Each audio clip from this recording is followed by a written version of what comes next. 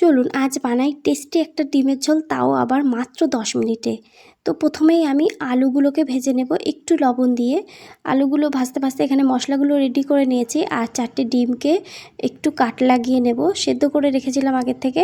আর এখানে আলুগুলোও ভাজা হয়ে গেছে, এবার ডিমগুলো ভাজার পালা। একটু হলুদ দিয়ে ভেজে উঠিয়ে রেখে দিলাম। এবার ওই কড়াইয়ের মধ্যে আর একটু তেল দিয়ে ফোড়নে দিয়ে দিলাম গোটা জিরে আর তেজপাতা।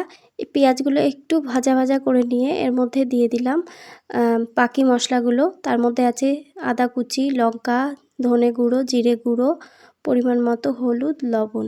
ব্যাস, এবার মশলাগুলোকে একটু কষিয়ে নিয়ে ঢাকা চাপা দিয়ে রেখে দেবো। তার মধ্যে আলুগুলোও কিন্তু সেদ্ধ হয়ে গেছে। এবার ডিমটা দিয়ে আরও 2 মিনিট মতো একটু কষিয়ে নিয়ে পরিমাণ মতো জল দিয়ে দিলেই কিন্তু রেডি হয়ে যাবে।